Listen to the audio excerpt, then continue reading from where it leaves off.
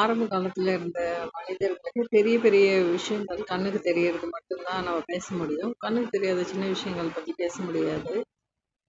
அந்த மாதிரி விஷயங்க இப்போ நம்ம நுட்பமா பாக்டீரியா வைரஸ் கூட நம்ம பார்க்குறோம். ஒரு செல் இருக்குன்றது கூட தெரியும். ஒரு ஆர்கன் மட்டும் இல்லை, டிஷ்யூஸ் இருக்கு, செல்ஸ் இருக்கு, அதுக்குள்ள ஆட்டம்ஸ் இருக்கு. ஆட்டம்ஸ் எல்லாம் சேர்ந்து தான் செல்ஸ் உருவாயிருக்கு. பல விஷயங்கள் நமக்கு தெரியுது. இதை வந்து ஒரு டிஸ்கஷன்ல நம்ம பார்க்கலாம். இப்போ வந்து தியானம், அறிவியல், உளவியல் மூன்றையும் இணைக்கும் ஒரு சுவாரஸ்யமான பார்வையா இது இருக்கும். புத்தர் காலத்துல மனிதர்கள் இருக்கும் உயிரியல், உடலியல், நரம்பியல் பற்றிய அறிவில்லை. அதனால மூச்சை கவனியுங்கள் என்பது நேரடி அனுபவத்தின் வழியாக மனதை அறியும் ஒரு நடைமுறையாக இருந்தது. இது அப்சர்வர் அவேக்கனிங்கான விஷயம்தான். அப்சர்வரை கொஞ்சம் கொஞ்சமா அவேக்கனிங் பண்ண வைக்கிறது மூலமா நம்ம எப்படி தன்னுணர்வு அடையலாம், தன்னுணர்வு அடையிறது மூலமா தனக்குள்ள மாற்றங்களை எப்படி உருவாக்கிக்கலாம், தன் செயல்கள் மாற்றம் வரணும்னா தன் எண்ணங்கள்ல மாற்றம் வரணுன்றப்போ ரீவயரிங் என்ன வரணும் பண்ணணுன்றப்போ நமக்கு நம்மளோட ஒயரிங் பத்தி அவேர்னஸ் இருக்கிறது தான் அந்த ஒயரிங்ல போய் தான் ரீவயரிங் பண்ண முடியும். அதனால இதை வந்து ஸ்டெப் பை ஸ்டெப்பா பார்க்கலாம். புத்தர் காலத்துல மனிதர்களை இன்று இருக்கும் உயிரியல், உடலியல், நரம்பியல் பற்றி அறிவில்லை. அதனால் மூச்சை கவனியங்கள் என்ற நேரடி அனுபவத்தின் வழியாக மனதை அறியும் ஒரு நடைமுறை இருந்தது. இன்று நமக்கு அறிவியல் இன்னொரு பரிணாமத்தை திறந்து வைக்கிறது. மூச்சு நுரையீரலுக்கு செல்வதை ஆக்சிஜன் நம்மளோட நுரையீரல்ல போய் ரத்தத்துல கலக்கிறதையும், சிவப்பணுக்கள் அந்த ஆக்சிஜனை உடல் எடுத்து செல்றதையும், ஒவ்வொரு செல்லிலும் மைட்டோகாண்ட்ரியாவில் அந்த ஆக்சிஜனை பயன்படுத்தி ஏடிபி எனும் ஆற்றலை உருவாக்குது.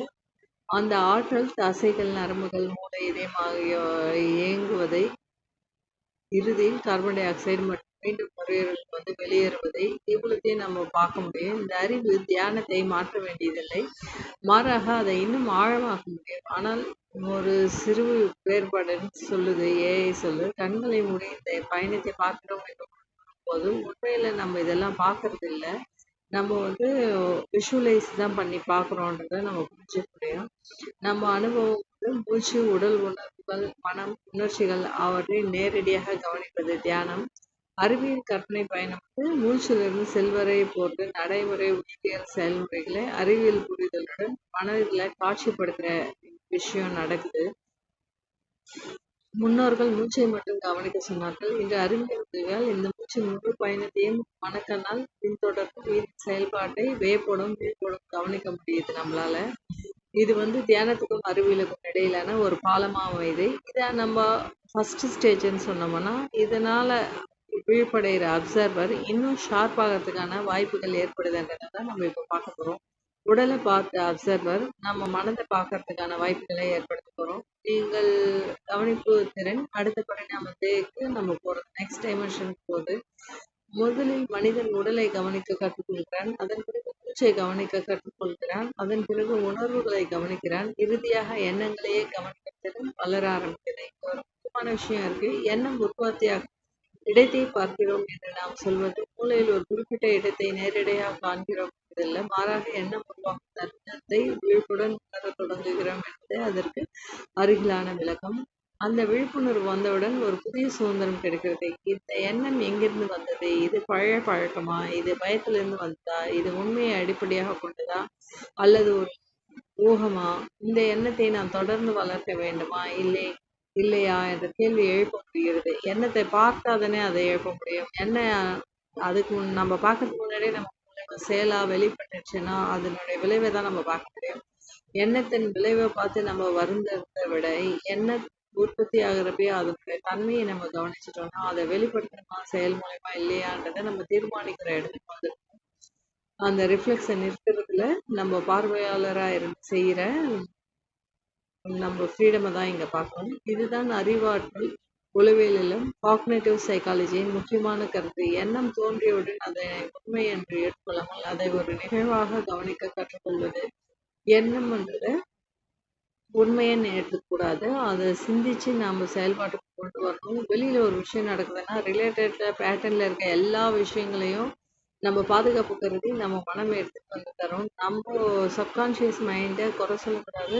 அது நமக்கு செல்வத்தை தான் கொடுக்குது. அதை எப்படி செலவு பண்ணணும், அதில் எதை எடுத்து செலவு பண்ணணும், எந்த எண்ணத்தை செயலாக மாற்றணுன்ற கான்ஷியஸ் மனம் தான் முடிவு பண்ணி அதை செயல்படுத்தணும். வெளியில நிகழ்ச்சிக்கு எந்த எண்ணங்கள் தொடர்புடையதாக இருக்குன்றதை கவனிக்க வேண்டிய பொறுப்பு. கவனித்து பிறகுதான் அந்த எண்ணங்களை செயலுக்கு கொண்டு வரணும். அது விளைவு நமக்கு தெரியும்.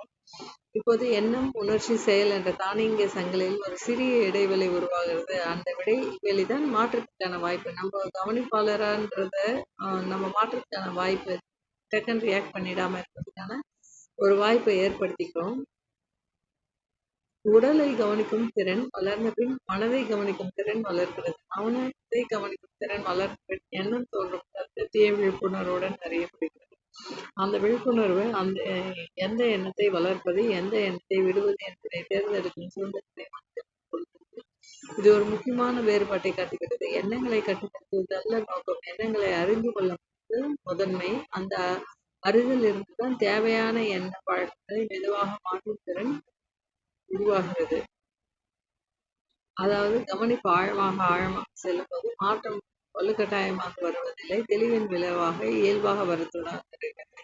நம்ம இன்னைக்கு பார்த்த வீடியோஸ்ல எல்லாம் மாற்றம் ஏன் தேவை, மாற்றம் ஒன்றை மாறாதது, ஒயரிங் அப்படியே இருக்கக்கூடாது, ஒயரிங் ரீஒயரிங் ஆகிட்டே இருக்கணும், அந்த நியூரல் பிளாஸ்டிசிட்டி இருக்கணும், மெமரியை கனெக்ட் பண்ற இன்ஃபர்மேஷனை கனெக்ட் பண்றது சூழலுக்கு ஏற்ற மாதிரி கனெக்ட் பண்ணணும், சூழலை கழிச்சு உள்ள வேற விதமா கனெக்ட் பண்ண நமக்கு தெரியணுன்றது தான் சொல்லியிருக்கோம்.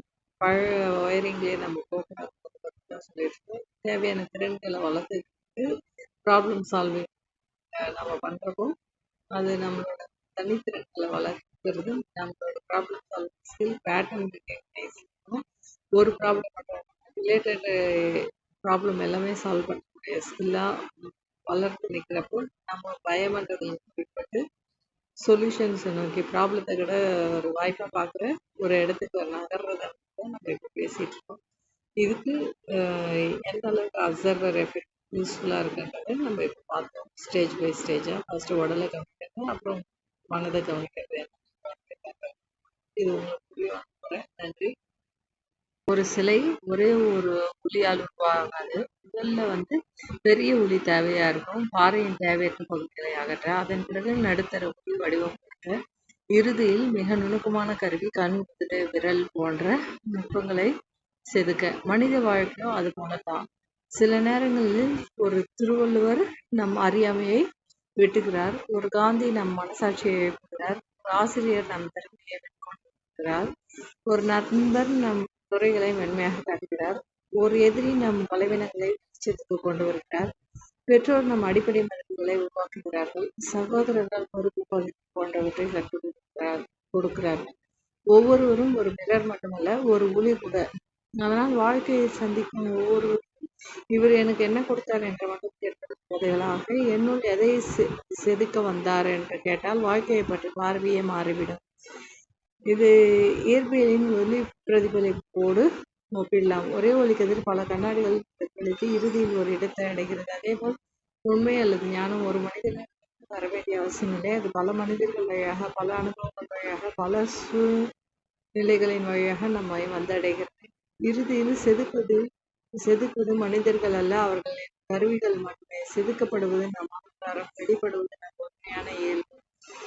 அதனால் வாழ்க்கையை இப்படி பார்க்கலாம். ஒவ்வொரு மனிதனும் என் வாழ்க்கை பயணத்தில் ஒரு ஆசிரியர். சிலர் பாடம் சொல்ல வருகிறார்கள், சிலர் தேர்வு வைக்க வருகிறார்கள், சிலர் என்னை உடைக்க வருகிறார்கள். ஆனால் இறுதியில் அனைவரும் சேர்ந்து என்னை செதுக்கவே வருகிறார்கள். இந்த பார்வை வந்துவிட்டால் ஏன் இந்த மனிதர் என் வாழ்க்கையில் வந்தார் என்ற கேள்வி எந்த பகுதியை விழிப்பூட்ட அவர் வந்தார் என்ற ஆழமான கேள்வியாக மாறுகிறது. இதுவே வளர்ச்சிக்கான கதவை திறக்குது. இது எல்லாத்துக்குமே உள்ள இருந்து ஒரு கவனிப்பாளர் தேவைப்படுறது புரியுது. இது உங்களுக்கும் புரியும்னு நம்புறேன். நன்றி.